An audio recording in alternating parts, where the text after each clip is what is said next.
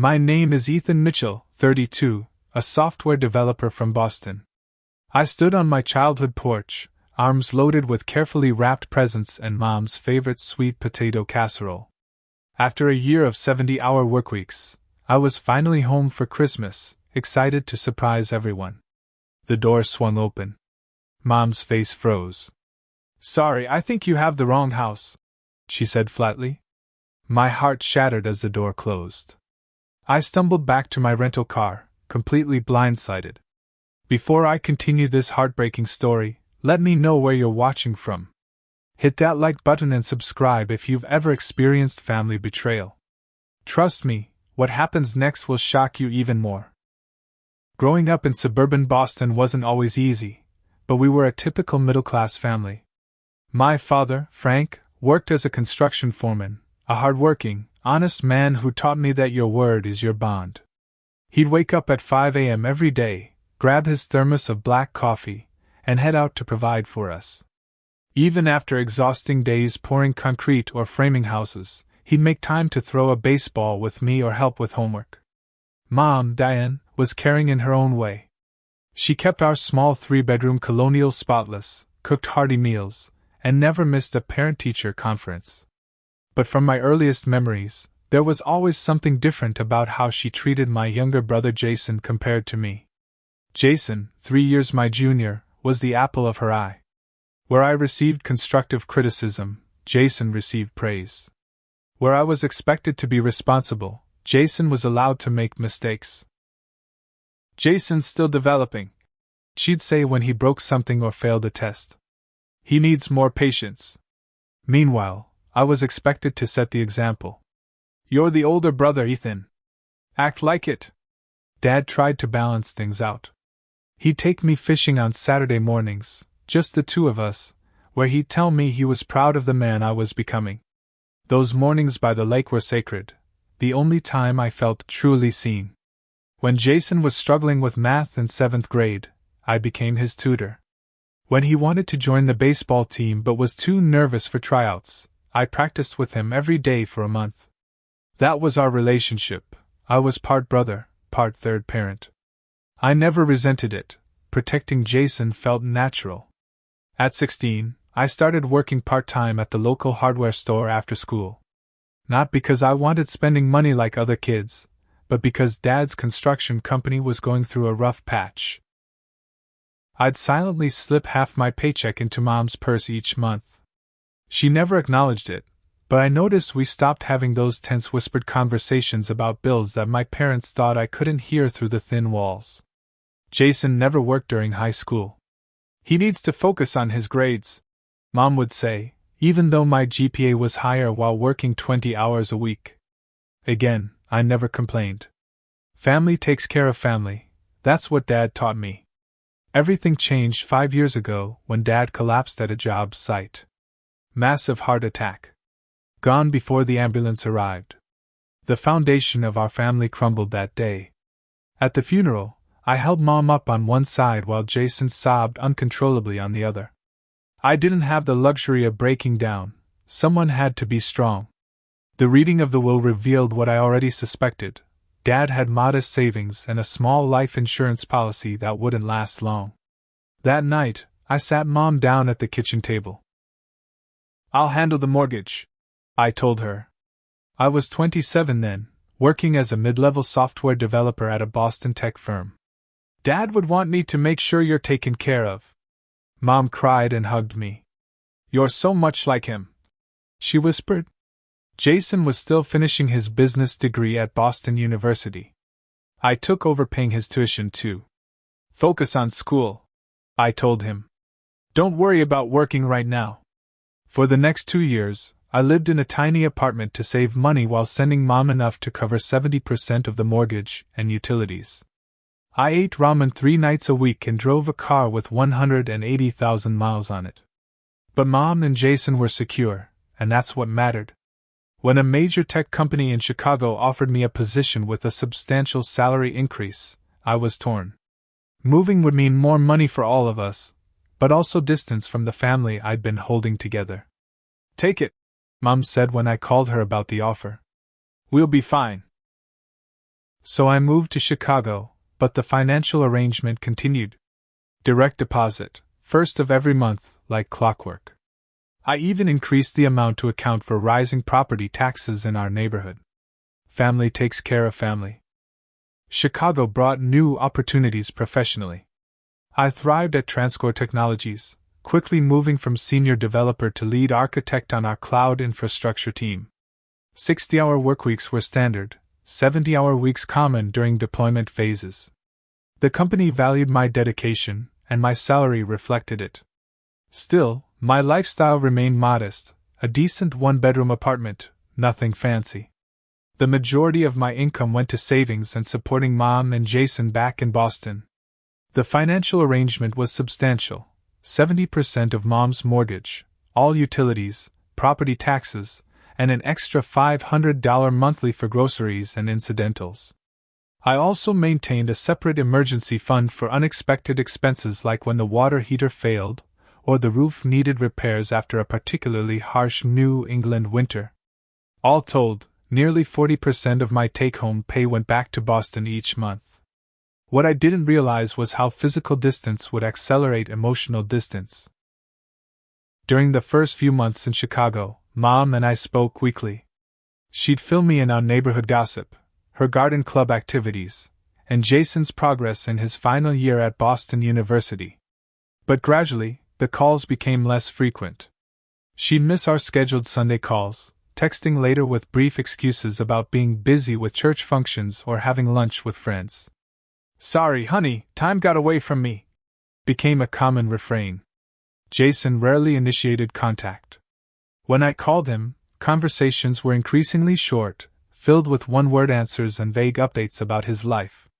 When I asked detailed questions about his classes or internship, he'd quickly change the subject. "How's Chicago?" he'd ask, then barely listen to my response before remembering some obligation requiring him to hang up. Thanksgiving came 4 months after my move. I flew back to Boston, expecting a warm homecoming, only to find Jason leaving just as I arrived. "Sorry, bro," he explained, hugging me briefly. "Rachel's parents are expecting us." Rachel was his girlfriend of 6 months, whom I'd never met. "We'll catch up tomorrow, promise." But tomorrow became a quick breakfast before he and Mom left for Black Friday shopping. I spent most of the holiday weekend alone in my childhood home, feeling like a guest rather than family. Christmas that year wasn't much better. Jason spent most of it texting, and Mom seemed distracted, rushing through gift opening to prepare dinner for neighbors who were joining us, a new tradition I hadn't been informed about. Back in Chicago, I threw myself into work. What else was there? Friendships were hard to nurture with my schedule, and dating became a series of first and second meetings that fizzled due to my unavailability or preoccupation with family matters back east. The following spring brought news. Jason had graduated and landed an entry-level position at a Boston marketing firm. I was genuinely proud and sent him an expensive watch as a graduation gift. He texted a quick, "Thanks," no call, no photo of him wearing it. Summer brought another update. Jason and Rachel were engaged. I learned this not from a call, but from Mom's Facebook post.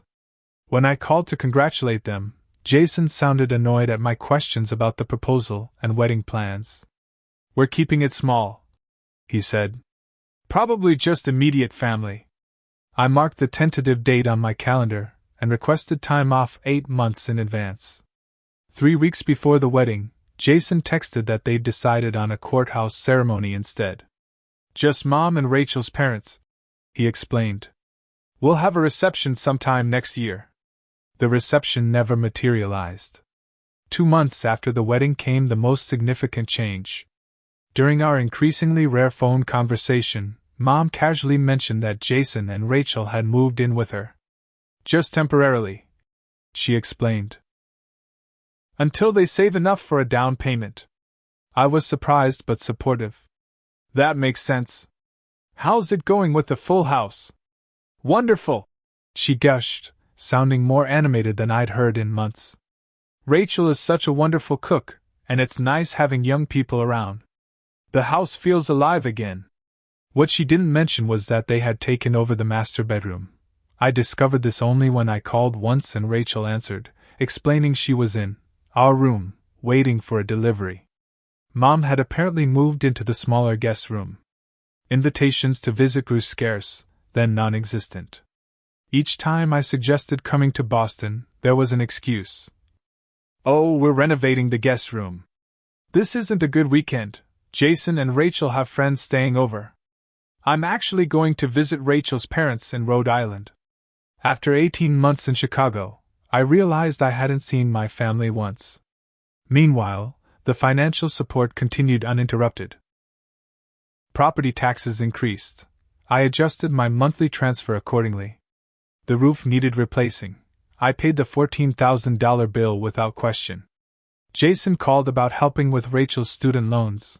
I sent $5,000 as a wedding gift. As another Christmas approached, loneliness gnawed at me.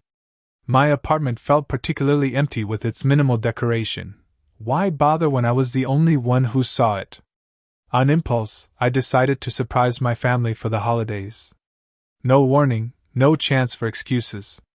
Just show up with gifts and food and finally reconnect with the people I'd been supporting faithfully despite their emotional absence. I requested time off, booked a flight to Boston, reserved a rental car, and spent weekends shopping for thoughtful gifts. For Mom, a beautiful cashmere sweater and the pearl earrings she'd been admiring in a catalog. For Jason, the high-end golf clubs he'd mentioned wanting last year. For Rachel, whom I barely knew, a gift certificate to a popular Boston spa. I was finally going home for Christmas, excited to rebuild the connections that had weakened over distance and time. Nothing could have prepared me for what happened next. December 24th arrived with light snow falling over Chicago. My flight was scheduled for 10 a.m., giving me plenty of time to reach Boston, pick up last-minute items, and arrive at the family home by evening.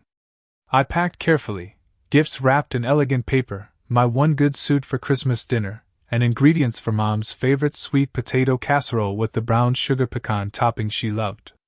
O'Hare was chaotic with holiday travelers, but nothing could dampen my spirits. The flight was smooth, and as we descended into Boston Logan, I felt a mixture of excitement and nervousness. It had been so long, would things feel different? I was determined to mend whatever distance had grown between us. The rental car company upgraded me to an SUV, which was perfect for transporting all the gifts. I stopped at Wilson's Bakery, Mom's favorite, and picked up a chocolate yule log for dessert. Next was the grocery store for fresh ingredients. I took my time selecting the perfect sweet potatoes, the plumpest pecans, the richest brown sugar. Driving through our old neighborhood felt surreal. The Gardner family still had their elaborate light display. The Hendersons had added a giant inflatable snowman. Our street looked exactly as I remembered, just with a fresh dusting of snow making everything look like a postcard. As I approached our house, 147 Maple Street, where I'd grown up, where Dad had taught me to tie my shoes on the front steps, I noticed several cars parked in the driveway and along the curb. At least 5 vehicles I didn't recognize. My stomach tightened. Were they hosting a party? I hadn't considered that possibility. The house looked different. New shutters in a deep green instead of the blue Dad had painted.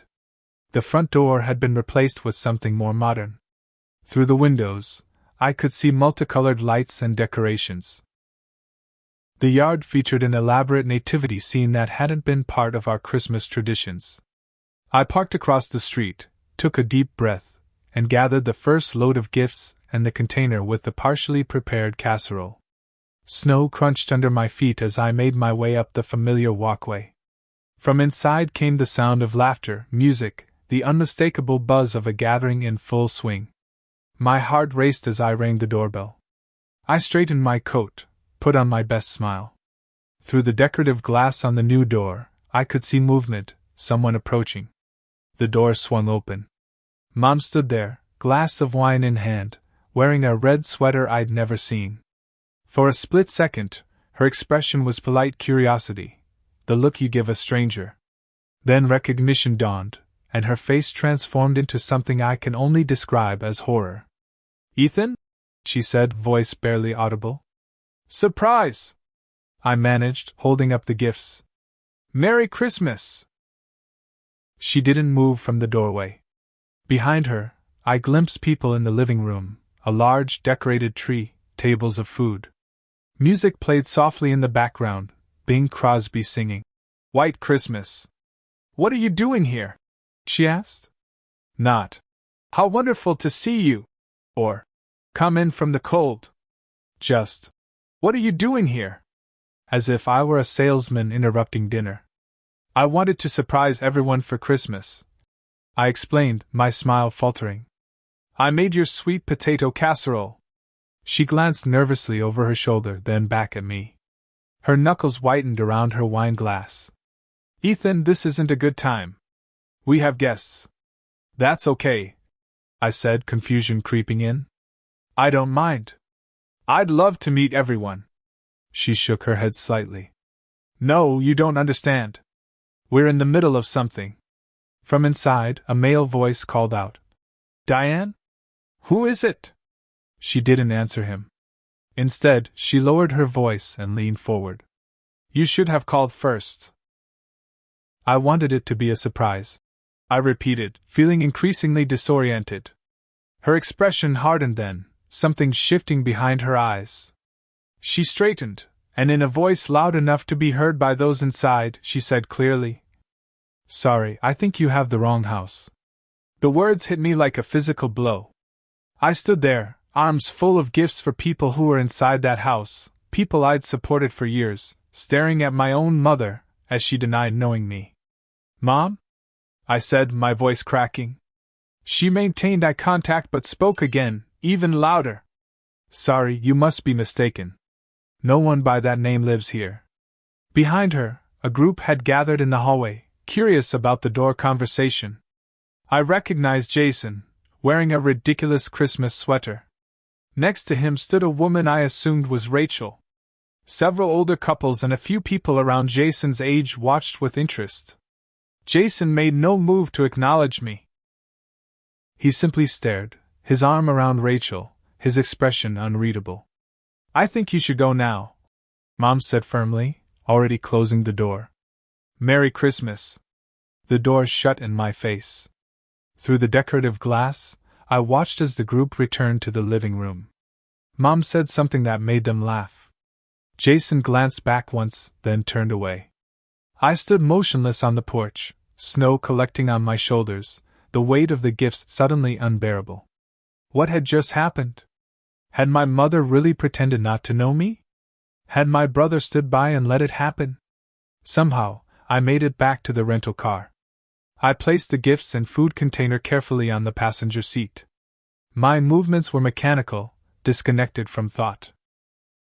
I sat behind the wheel, engine off, staring at the house where I'd grown up, where my father had died, where my family was currently celebrating Christmas without me, celebrating as if I didn't exist, despite the mortgage payment I'd made just 3 weeks earlier.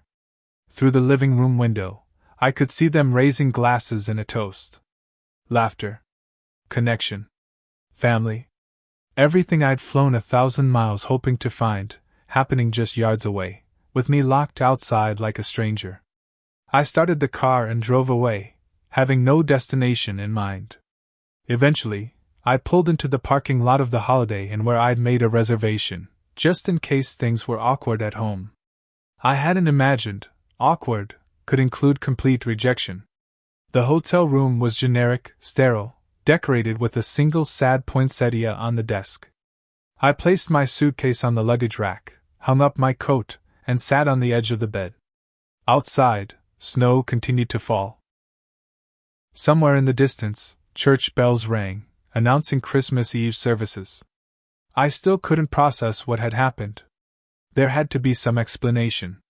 Perhaps they were in some kind of trouble? Maybe there was danger I didn't understand. But no explanation could justify the look in my mother's eyes when she pretended I was a stranger. My phone remained silent. No calls. No texts. No. Ethan, we need to explain. Nothing. I ordered room service, a turkey sandwich that tasted like cardboard, and tried to distract myself with television. It was all Christmas programming. It's a Wonderful Life, Miracle on 34th Street. Stories about the magic of family and the joy of coming home for the holidays. I turned it off and sat in silence, waiting for an explanation that didn't come. 45 minutes after the door closed in my face, my phone finally buzzed. Jason's name appeared on the screen. I almost didn't answer, but some desperate hope made me pick up. "Hello?" My voice sounded strange even to my own ears. "Ethan." Jason's tone was cautious, measured. I could hear the party continuing in the background, music, laughter, the sound of glasses clinking. "Where are you?" "At the Holiday Inn downtown," I replied. "What the hell is going on, Jason?" He sighed heavily. "Look, you shouldn't have just shown up like that." "Shown up? To our family home at Christmas? The home I pay for?" "That's exactly what I'm talking about," he said, voice lowered as if he'd moved to a quieter location. "You always bring up the money. It's uncomfortable." I was speechless for a moment. "I've never once brought up the money to Mom. Never. Not in 5 years. It's just, we have guests, Ethan. Important people. Rachel's boss and his wife. Some clients from the firm. Mom's new friends from church. And I would have embarrassed you?" The realization was starting to dawn, each detail making the picture clearer and more painful. "Don't be upset, but you know we couldn't let you in," he continued, as if explaining something obvious. "It would have changed the whole dynamic. Everyone's having such a good time." "The dynamic?" I repeated numbly. "Rachel's been planning this dinner for weeks. The seating arrangements, the menu, everything's perfect. Adding another person last minute would have thrown everything off." "I'm not another person, Jason. I'm your brother." There was a pause. "You know what I mean. Look, we'll figure something out for New Year's maybe. Or you can come visit in the spring when it's less hectic." I took a deep breath. Does Mom's new church teach her to pretend she doesn't know her son? She panicked, "Okay? You put her in an awkward position. By existing? By showing up unannounced." What was she supposed to say? "This is my son who none of you have heard about because we never mention him?" That hit hard. "They never mentioned me? To anyone?" "I understand," I said finally, "not because I did, but because I needed this conversation to end." "Great. I knew you'd be reasonable once you calmed down. I should get back to the party. We'll talk soon, okay?" "Sure." I expected him to hang up then, but instead I heard rustling, as if he was putting the phone in his pocket. He hadn't ended the call. I was about to do it myself when I heard muffled voices. He was walking back to the party, unaware that I could still hear. "Everything okay?" A female voice, Rachel, presumably. "Yeah, all good." He's being dramatic as usual. Jason's voice was clearer now, as if he'd taken the phone out of his pocket but still hadn't realized the call was active. "I can't believe he just showed up like that." Rachel sounded annoyed. "That's Ethan for you. No awareness." Another voice joined, my mother's. "Is he making a scene? Should we be worried?" "Nah, he's at some hotel downtown." I smoothed it over. Thank goodness. The Andersons were asking who was at the door. "What did you tell them?" Rachel asked. "Just that it was a delivery to the wrong address." Mom's voice was dismissive. "Crisis averted." "He's so clueless," Jason continued. "He still thinks helping with rent means he's automatically included in everything. Like we owe him." My blood ran cold. "Well, he's useful that way." This was a male voice I didn't recognize. "Free money, no strings." Laughter followed. "It's not like that," Mom said, but she was laughing too. "He likes helping. Makes him feel important." "How much does he send again?" Rachel asked. "Enough that we haven't had to worry about the mortgage since Frank died," Mom replied. "Plus utilities, property tax, repairs. And the emergency roof replacement?" This was Jason again, using air quotes I could hear in his voice. More laughter. The roof was perfectly fine, Mom admitted. But he never questions these things. Just sends the money. Remember when I told him I needed help with Rachel's student loans? Jason chuckled. $5,000, just like that. We went to Cancun. They were still laughing when someone apparently noticed the active phone call. Jason, your phone! Rachel's voice, suddenly alarmed. Shit! Jason exclaimed. There was a fumbling sound, and the call ended. I sat motionless on the hotel bed, phone still pressed to my ear even though the line was dead. 5 years of support. 5 years of sacrifice. 5 years of believing I was taking care of my family the way Dad would have wanted. And all that time, they'd been laughing at me. Using me. Excluding me while spending my money. The sweet potato casserole I had made sat on the hotel desk, cooling and forgotten. Outside, snow continued to fall on Christmas Eve. But inside, something had frozen solid, any remaining illusion that I still had a family who cared about me. I placed the phone carefully on the nightstand. Strange, but I wasn't crying. I wasn't even angry yet. I was simply clear. For the first time in years, I saw the situation without the filter of family obligation or my father's voice telling me to take care of them. They had made their choice. Now it was time to make mine. The hotel room seemed to shrink around me as the truth sank in. The walls of family mythology I'd built, and paid for, had just collapsed, revealing an ugly reality. I needed to move, to act, before the paralysis of betrayal could set in. I opened my laptop and navigated to my banking portal.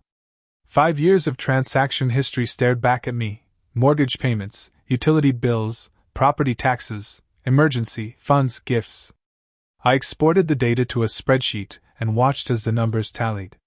The total made me physically recoil: $247,836.42. Nearly $250,000 I'd sent to support people who mocked me behind my back. Next, I logged into the investment account I'd set up specifically to handle Mom's house expenses. I'd been depositing money there monthly, ensuring there was always a buffer for emergencies, like the phantom roof repair. The balance stood at $43,572.89. With a few clicks, I transferred it all to my personal savings account. The recurring payments were next. I canceled every single one: the mortgage autopay, the utility accounts, the extra, grocery, money. Each cancellation required confirmation, and each time, I clicked yes, with increasing certainty.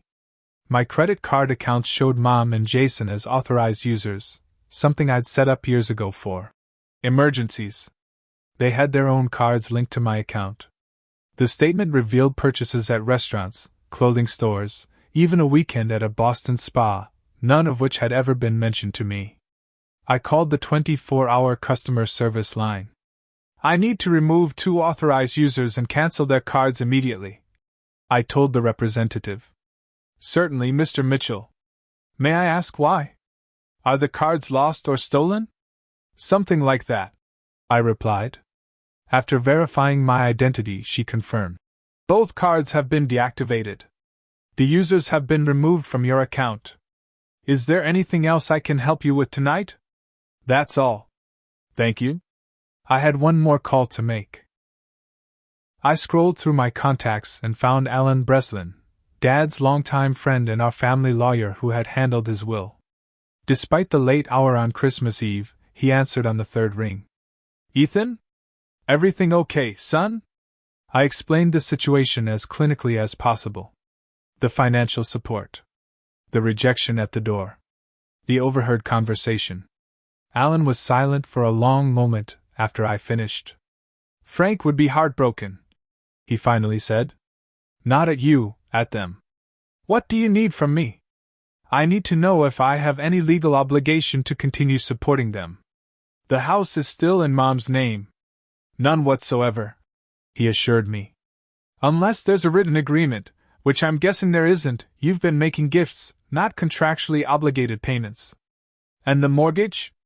If I stop paying. That's between your mother and her bank. You're not on that loan, Ethan.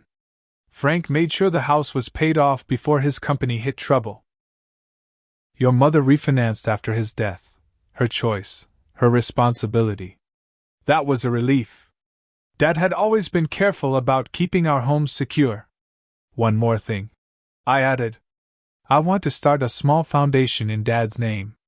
Something to help kids from working class backgrounds pay for college. Can you help with that? Of course, Alan said, warmth entering his voice.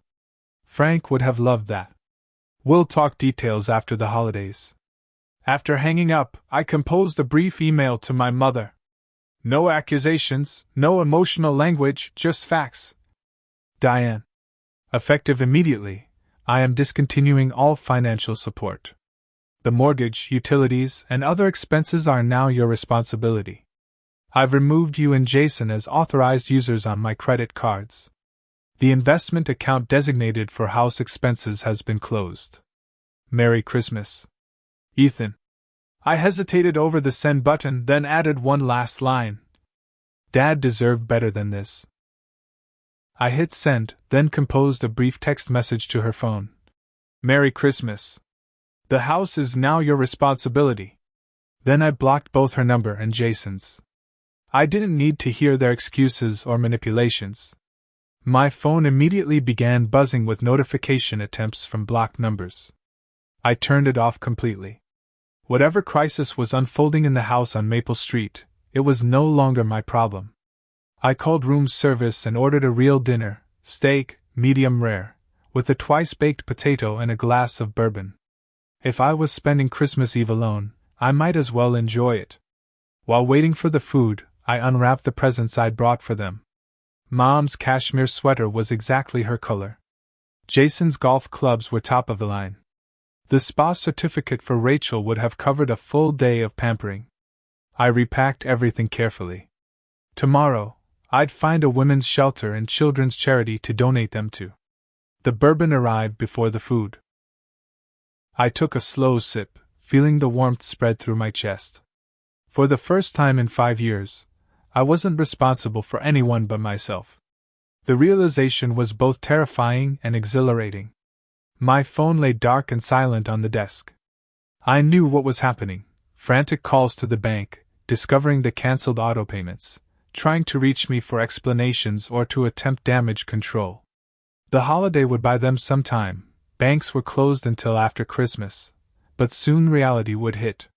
The free ride was over. The steak arrived perfectly cooked. I ate slowly, savoring each bite, watching the snow through my hotel window. Boston looked beautiful in the winter darkness, lights reflecting off the fresh snow. This city had been home once. Now it felt like a place I was just passing through. I considered my options. My return flight wasn't for 5 days. I'd planned to spend the whole holiday week here. Now, that seemed pointless. I'd change my ticket tomorrow, head back to Chicago early. My apartment might be sparsely decorated, but at least it was honest in its emptiness. No pretense. No betrayal. After dinner, I tried to sleep but couldn't. My mind kept replaying the scene at the door, the overheard conversation, the years of one-sided effort to maintain a family that apparently didn't exist anymore, and perhaps never had. Around 3 a.m., I gave up on sleep and ran a hot shower, letting the water drown out my thoughts. When I emerged, the room phone was ringing. The front desk apologized for the late hour but explained that someone was in the lobby insisting on knowing my room number. Under no circumstances should anyone be told my room number or be allowed up, I instructed. I don't care who they claim to be. Understood, sir. We've already refused, but I wanted you to be aware. Thank you. If they don't leave, please contact security. I turned on the television to drown out any potential knocking. An old Christmas movie was playing, one Dad and I used to watch together. I fell asleep to the familiar dialogue, dreaming of fishing trips long past and conversations that couldn't be had anymore. When morning came, my turned-off phone showed 61 missed calls, 37 text messages, and 14 voicemails. I didn't read or listen to any of them. Instead, I called the airline and changed my flight to later that day. Then I contacted a local women's shelter about donating the gifts. Christmas morning in a hotel room, alone but finally free of illusions. Not how I'd planned to spend the holiday, but perhaps exactly what I needed. I woke up Christmas morning to the soft chime of the hotel alarm. For a disorienting moment, I couldn't remember where I was or why I felt so hollow. Then it all came flooding back: the rejection at the door, the overheard conversation, the systematic dismantling of my financial support system. I reached for my phone and turned it on, bracing myself for the aftermath. The notifications were overwhelming: 61 missed calls, 37 text messages, 14 voicemails. Most from Mom and Jason, but also from numbers I didn't recognize. Probably Rachel, perhaps some of the dinner guests who had witnessed the awkward door scene. I didn't read the messages or listen to the voicemails. Not yet. I needed coffee and clarity before dealing with the inevitable manipulation and damage control attempts. After ordering room service breakfast, I scrolled through my email. My mother had responded to my message. "Ethan, there's been a terrible misunderstanding. Please call me immediately. The bank website is showing alarming information. We need to talk. This isn't like you." Jason had emailed too. "What the hell, Ethan? You can't just cut everyone off without warning. Mom is freaking out. You're being completely irrational. Call me ASAP." And a third email, from an address I didn't recognize but guessed was Rachel. "Your behavior is absolutely unacceptable. Your mother is in tears. Jason has been up all night trying to figure out what's wrong with the accounts. Is this really how you want to spend Christmas? Creating family drama? Grow up. Grow up." That was rich, coming from people who had been living off my support while mocking me behind my back. Coffee arrived, and I sipped it slowly while considering my next move. Part of me wanted to simply fly back to Chicago and never speak to any of them again. Let them figure out their financial situation without any further explanation from me. But another part, the part that still heard Dad's voice about doing things right, knew I needed closure.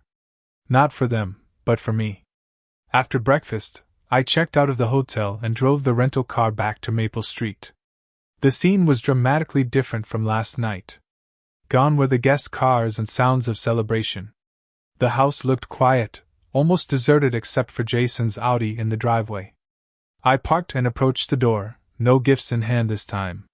Before I could ring the bell, the door swung open. Mom stood there, eyes red-rimmed, still wearing yesterday's clothes. "Ethan!" She moved to embrace me, but I stepped back. Her arms fell awkwardly to her sides. "Thank God you're here. There's something wrong with the bank accounts. All the automatic payments have been stopped. The credit cards aren't working. I tried calling but you weren't answering and I was so worried about you after last night's misunderstanding." "It wasn't a misunderstanding," I said evenly. "May I come in?" She stepped aside, relief visible on her face. Of course. Jason and Rachel are in the kitchen. We've been trying to sort all this out." The house I'd grown up in felt foreign now. New furniture I'd never seen, different paint colors, framed photos that didn't include me. I followed Mom to the kitchen where Jason and Rachel sat at the table with laptops open, papers spread around them. Jason looked up, his expression a mixture of anger and relief. "Finally! What the hell is going on with the accounts? Everything's been cancelled." "Yes," I said simply, remaining standing while they all sat. "I cancelled everything last night." The silence that followed was absolute. They stared at me as if I'd announced I was from another planet. "You what?" Mom finally managed. "I cancelled all financial support. The mortgage payments, the utilities, the credit cards, everything. As I stated in my email." Rachel found her voice first. "You can't do that." "It's Christmas." "Actually, I can." And I did. Jason stood up, face flushing. "This is about last night, isn't it? You're throwing a tantrum because we didn't drop everything when you showed up unannounced? This isn't about last night." I corrected him. "It's about the last 5 years. Last night just finally showed me the truth. I pulled out my phone and opened the spreadsheet I'd created. $247,836.42. That's how much I've sent since Dad died. Mortgage payments, utilities, property taxes, repairs, Jason's tuition, Rachel's supposed student loans that apparently funded a trip to Cancun. Their faces went pale. How did you know about Cancun? Jason asked quietly. You didn't hang up the phone last night, I replied. I heard everything. About the fake roof repair. About how I'm useful for free money with no strings. About how I'm never mentioned to anyone. About how helping with rent doesn't mean I'm automatically included. Mom's hand flew to her mouth. Ethan, we were just talking. People say things they don't mean. No, Mom. People say exactly what they mean when they think no one is listening. I turned to Jason. Do you know why I've been sending money all these years? Because Dad asked me to take care of the family before he died. He pulled me aside in the hospital and made me promise. Not because he thought you couldn't manage, he had the house paid off, remember? But because he wanted us to stay connected. The money was never about the money. It was about family. We are family. Mom insisted, tears forming. Family doesn't pretend not to know each other at the door. I replied. Family doesn't laugh about taking advantage of each other. Family doesn't exclude one member while happily accepting their financial support. Rachel, who had been unusually quiet, suddenly spoke up. You can't just cut us off without warning. There are bills due. The mortgage payment is next week. Yes, there are consequences to actions, I agreed. Just like there were consequences to yours. This is insane. Jason exploded. You're going to make Mom lose her house over a stupid misunderstanding? Dad would be ashamed of you. That hit a nerve, but not in the way he intended. Don't you dare tell me what Dad would think. You're living in his house, spending his son's money, while pretending that son doesn't exist. If anyone should be ashamed, it's you. I turned to my mother. I found out something interesting from Alan Breslin last night. Did you know Dad had the house fully paid off before his company had trouble? The mortgage you've had me paying was from a refinance you took out after he died. You've been having me pay for a debt you created. Mom's face crumpled. We needed the money for renovations, and then Jason's wedding, and you never thought to discuss it with me? The person paying for it? You were always so willing to help, she whispered. We didn't want to burden you with the details. The details, I repeated. Like the detail that my childhood bedroom has been converted to a home gym? Or that you've been taking vacations with money I sent for emergencies? Those kinds of details? No one answered. I'm not here to argue. I continued, my voice steady. I'm here to make things clear. The financial support is over. Permanently. What you do now is your choice. Sell the house. Get jobs that actually cover your expenses. Downsize. Whatever you decide, it's your responsibility now. You can't just walk away from family, Mom said, a note of desperation entering her voice. I'm not walking away from family, I corrected her. I'm walking away from people who have been using me while pretending I don't exist. There's a difference. Jason, always quick to anger, tried a different approach. We'll take legal action. You can't promise financial support, and then just withdraw it. I smiled for the first time since arriving. I've already discussed this with Alan. Without a written agreement, everything I've sent was legally classified as gifts. You have no claim to continued support. You talked to Alan behind our backs? Mom looked betrayed. That's rich coming from you, I replied. But yes, I consulted the family lawyer about a family matter. He sends his regards, by the way. Said Dad would be heartbroken, not at me, at you. Rachel, ever practical, shifted tactics. Maybe we can work something out. A transition period? Just until we can adjust our finances? You've had 5 years of transition, I replied. 5 years of living beyond your means with my support. The adjustment starts now. I moved toward the door, then paused and turned back. One last thing. I'm establishing a scholarship foundation in Dad's name. For working class kids who need help with college. Something good should come from his legacy. Mom made one final attempt, desperation clear in her voice. What if we agree to a payment plan? We can write up a formal agreement for the mortgage. Maybe half of what you were sending before? I looked at her, really looked at her, and felt a profound sadness beneath my resolve. You still don't get it. This isn't a negotiation. This is goodbye. Ethan, please. She reached for my arm. I gently removed her hand. You should check with the bank about refinancing options. Interest rates are reasonable right now. As I walked to the door, Jason called after me. You'll regret this. Family is forever. I paused with my hand on the doorknob. That's where you're wrong, Jason. Family is a choice. And yesterday, you all made yours. I stepped outside into the clear Christmas morning. Neighbors were out with new sleds and bikes, families together, genuine joy on their faces. I got into my rental car and drove away from Maple Street for what I knew would be the last time. My phone began buzzing again almost immediately, but I ignored it. I had a plane to catch and a new life to build, one without the weight of false obligations and one-sided loyalty. The flight back to Chicago was quieter than the outbound journey. No excited families traveling for the holidays, just tired passengers returning early, each with their own reasons for cutting celebrations short. I stared out the window at the clouds below, feeling strangely weightless despite everything. I'd changed my return ticket to the earliest available flight on Christmas Day. The airline representative had given me a sympathetic look when I explained I needed to get back to Chicago immediately. Family emergency? She'd asked. Something like that, I'd replied. My apartment welcomed me with its familiar emptiness. No decorations, no tree, just the basic furnishings I'd never bothered to upgrade despite my comfortable salary. It had always felt temporary, as if my real life was on hold while I supported the family back in Boston. Now I realized this Spartan space reflected the truth. I'd been living like a ghost in my own life. The following day, I contacted a local furniture store and ordered a proper dining table, comfortable chairs, a better sofa.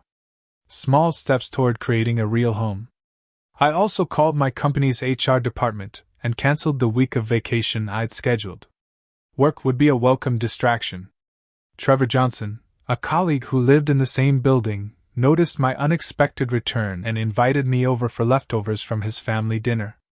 I hadn't intended to share my story, but something about Trevor's genuine concern broke through my defenses. I found myself telling him everything: the years of support, the Christmas rejection, the overheard conversation, my decision to cut ties. Jesus, Ethan, he said when I finished. I don't even have words. Neither did I at first. You can stay here if you want, he offered. Guest rooms made up. Might be better than being alone right now. I accepted, grateful for the simple kindness.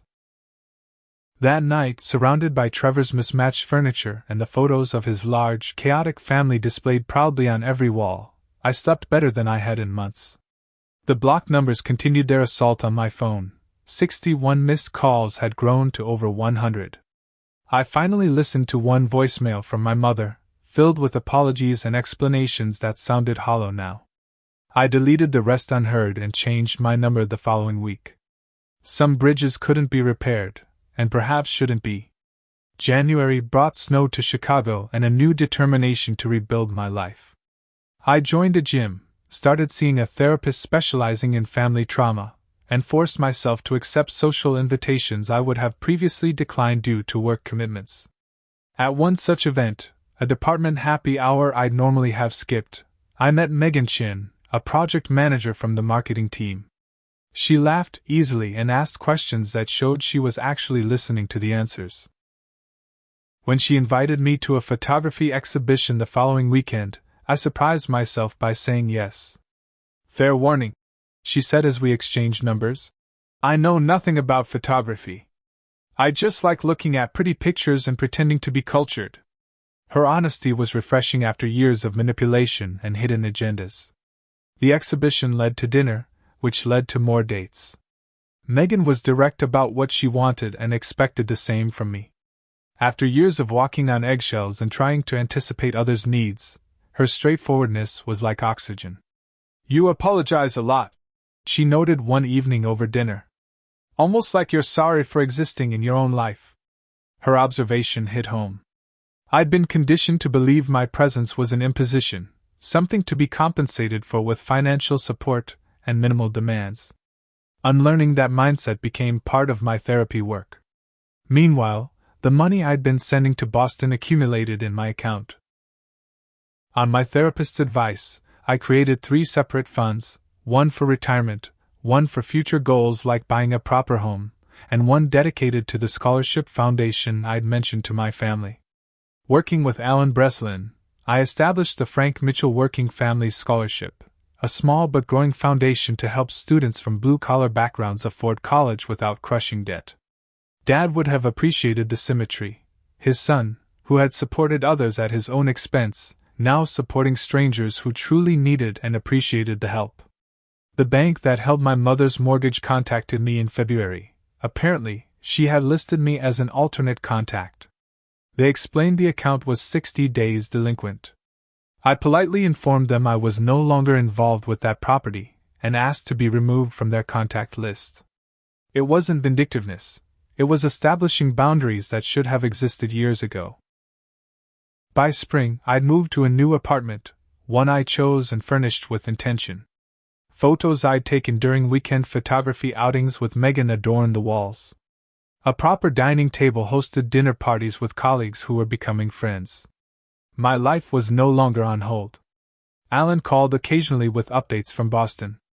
Mom had been forced to sell the house, the one Dad had built his life around, when refinancing fell through due to insufficient income. Jason and Rachel had moved to a smaller apartment across town. Neither had attempted to contact me since I'd changed my number. I felt no joy in their struggles, but no guilt either. They were adults facing the natural consequences of their choices, just as I was enjoying the results of mine. 1 year after the Christmas revelation, I received a letter forwarded through Alan. My mother's handwriting, once so familiar, now seemed like a relic from another life. "Ethan," she wrote, "I don't expect forgiveness, but I need you to know I understand now what we did to you. The house is gone. Jason barely speaks to me. I'm working as a receptionist at a dental office and living in a 1-bedroom apartment.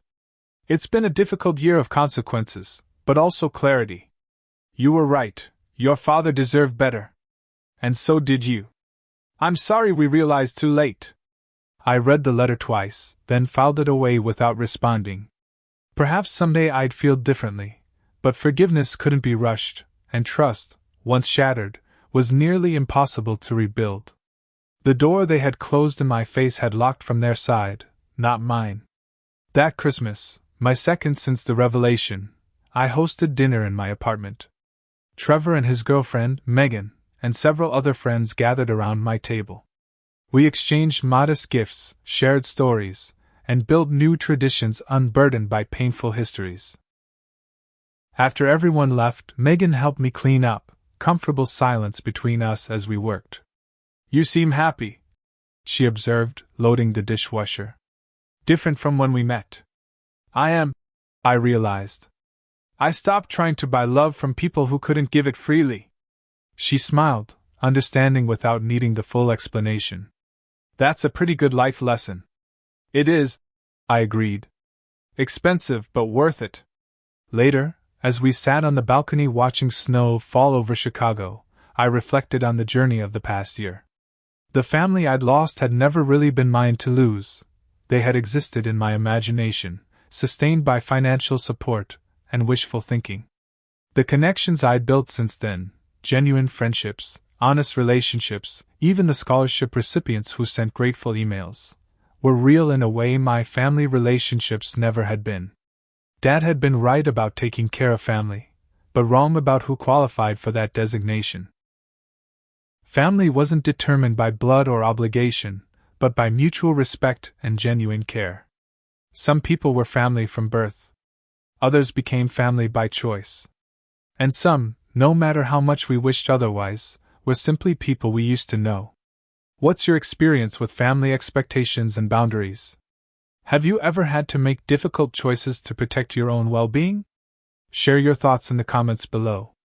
And if this story resonated with you, please like, subscribe, and share with someone who might need to hear it. Remember that sometimes the family we create is more valuable than the one we're born into. Thank you for listening to my journey, and I wish you the strength to create relationships based on mutual respect rather than obligation.